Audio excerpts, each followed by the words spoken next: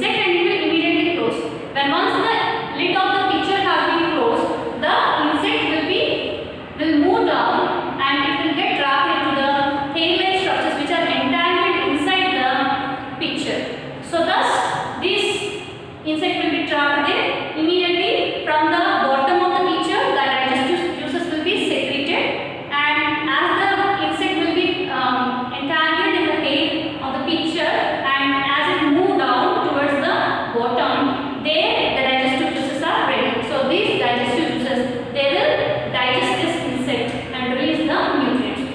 And thus this picture or the example for insectivorous plant, the pitcher plant may get nutrients due to the digestion of insect. In this way you have to write. Okay. And next comes the second column we are having. Second column includes fill in the blanks. We are having fill in the blanks in the second column, right? So in the second column, so first one, what are the different pores present in the on the underside of? What are the different pores located on the underside? Underside means below the leaf of leaves that can take in carbon dioxide or pod. What are the small pores that are present on the underside of the leaf that cause gaseous exchange? Nothing but the stomata. So stomata, they absorb, they help in taking in carbon dioxide. I have asked pores. Some of them they wrote stoma. Stoma is a singular form of stomata. Stoma is a singular form of stomata. So you have to write stomata here. I have asked pores. Okay, plural form you have to write. And second one we are having dash bacteria and leguminous plants convert atmospheric nitrogen into water soluble compounds. So I have given rhizobium. So rhizobium is present in the roots of leguminous plants, and by residing in the leguminous plant's roots, they will absorb the atmospheric nitrogen, and with the help of a particular enzyme present in them, nothing but the nitrogenase enzyme, these rhizobium can convert the atmospheric nitrogen into the water soluble compounds. Thus it helps the plant to get nitrogen source in the form of nitrates. So water soluble compounds of nitrogen is nothing but nitrates. So here what is the answer? Rhizobium. And we are having third bit, that is the non-green plants that live on dead and decaying plants and animals are dash. So the non-green plants that live on dead and decaying plants and animals are dash. We can write saprophytes or saprotrophs. Whatever it may be, you can write saprotrophs or saprophytes. So certain non-green plants, like we can say mushrooms. If you take the mushrooms, they may grow on the dead and decaying organic matter. Such non-green plants we can call them as saprotrophs or saprophytes. Whatever it may be, you can write saprotrophs or saprophytes. Okay. So why non-green plants depend on others means they do not contain any chlorophyll. As they may not contain chlorophyll, they cannot prepare their food materials. So they depend on others. They are heterotrophic. That too, they depend on dead and decaying organic matter. So we can consider them as saprotrophs. Those plants which depend on dead and decaying plants and animals, we can consider them as saprotrophs or saprophytes. Next, fourth one, full form of NPK. Full form of NPK. So here I am writing N means nitrogen, N indicates nitrogen, P indicates phosphorus, and K indicates potassium. Most of us will consider K. So what is the chemical name of potassium? Is thallium. The chemical name of potassium is thallium. So that means it's a Latin name. So there are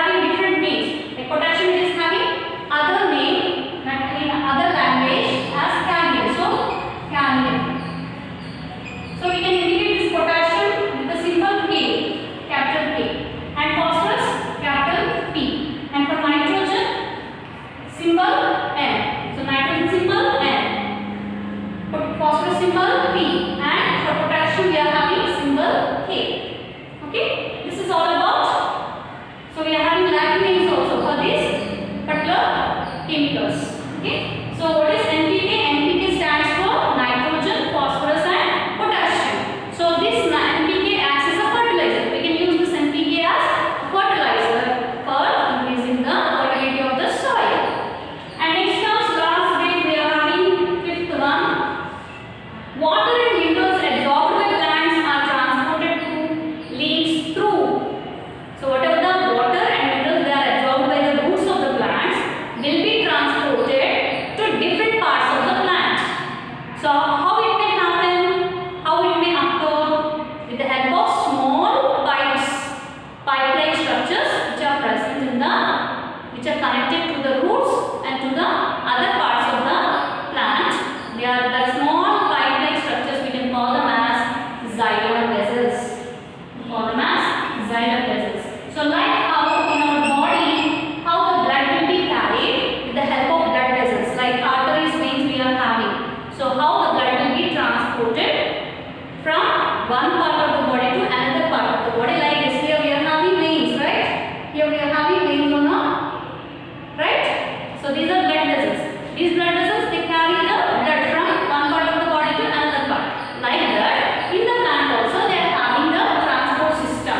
So the water and minerals will be transported with the help of these pipe-like structures or pipes, nothing but xylem vessels.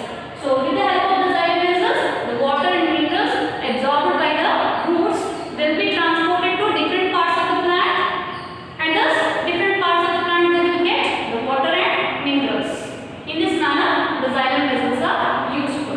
And coming to the next one, choose the correct answers. The third section we are having, that is choose the correct answers.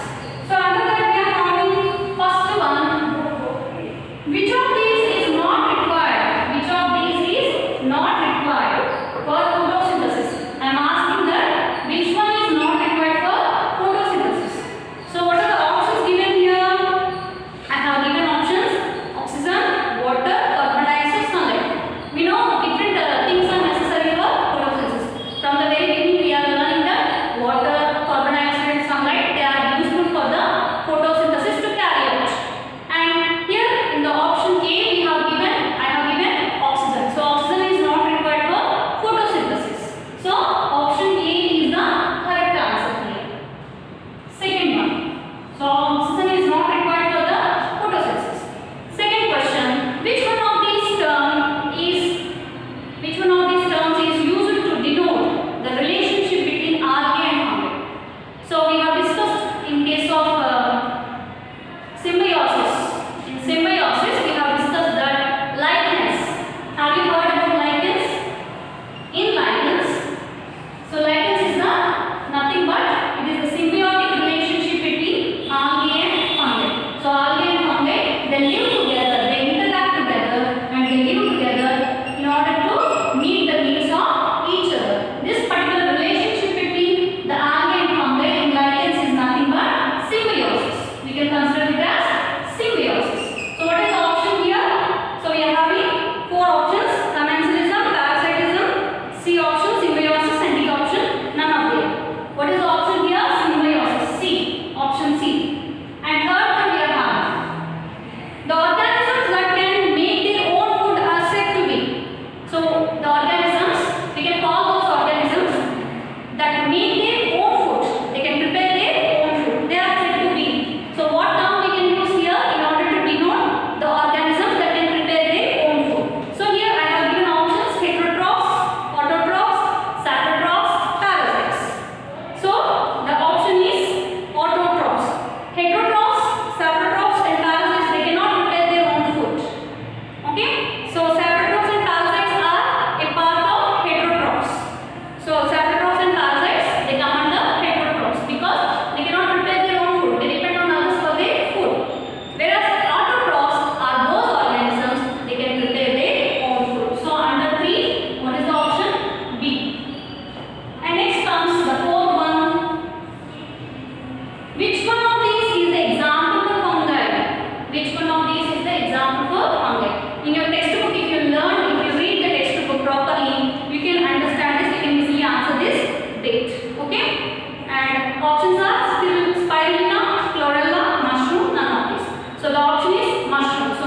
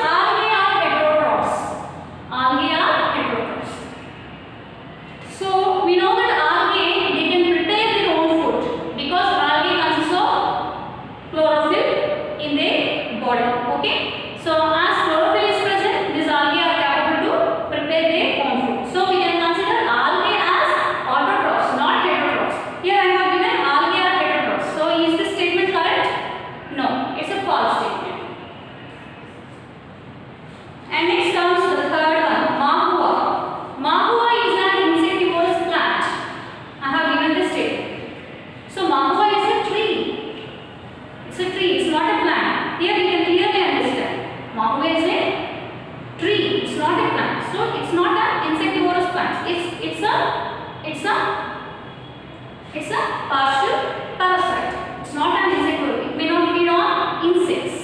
So that we clearly understand by this statement. So mango is an insectivorous plant is the wrong statement. So we can write false. Next comes fourth one. Sun is the ultimate source of energy. Is this correct? Is the statement correct, students? Yes. For everything, for plants to grow. So ultimate source, how can we say? How can we say? For the producers, if you say plants. So plants, they depend on sunlight for their food materials. Okay. How can we get food? We get food from plants. Even animals also get food from plants. So even the other animals which depend on the animals, other animals also, they get food from indirectly from plants.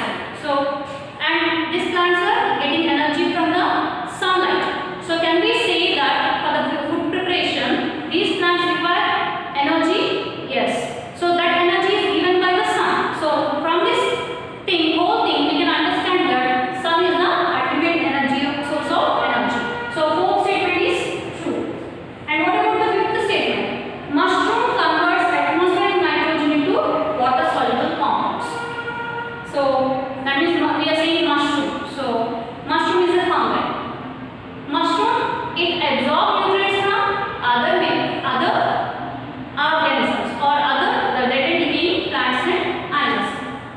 Thus, from this we can clearly understand mushrooms may not or they are not able to form anything. They are unable to form anything. So from this we can clearly understand that the mushrooms converts atmospheric nitrogen into water soluble compounds. This statement is false. And coming to the fifth section, students, you have most whatever the people they have attempted, the members who have attempted this particular session, only a few members they have wrote this question. And so differentiate, fifth section, differentiate between autotrophs and heterotrophs, giving two examples of each. It's a very easy question. What are autotrophs? We know. What are heterotrophs? So write the definition of autotrophs and write the definition of heterotrophs. For autotrophs we can give examples like different examples we can give. So like algae and other plants, green plants we can give. And heterotrophs we can give a number of examples like mushrooms and mahua and insectivorous plants. We can give a number of examples for heterotrophs. So I am asking only two examples. It is very easy to answer. So you lost 2.5 marks those who have not attempted properly. So next last section we are having handwriting. So those who wrote with neat handwriting I have given full out of full marks, 1 mark, and those who have not written properly I have given only half mark. So this is all about the review of your exam, weekend examination for biology for your class. And students, it's my request that how many of you are following that videos? It's my sincere request for you that please follow the video. If you follow the videos, you can understand the concept so that it will be easy for you to write weekend examinations without any preparation. I'm sure about it. If you just see the video, you can write the answers on your own without reading any textbook also. So follow the videos properly and you have to attend the examination also. You have to attend examination, weekend examination, and this week you are having 3 exams. This week you are having 3 exams at a time. Every time we are conducting, 1 week we have conducted maths for you, 1 week physics and 1 week biology. But this time, this weekend Friday, you are having 3 exams. So each exam is having 15 marks. So total 45 marks and the duration will be about 2 hours. So for 45 marks, 2 hours. So everyone must and should. It's mandatory to attend this weekend exam as we are following this weekend exam. Soon we are having some assessment. Most probably we are having some exams. So in the month of October, 2nd week. So please be prepared for that. And just my sincere request is please follow the videos properly. Okay? I hope children you understand. And thank you very much for listening. And until we discuss the next topic, please be safe and be protected. Thank you.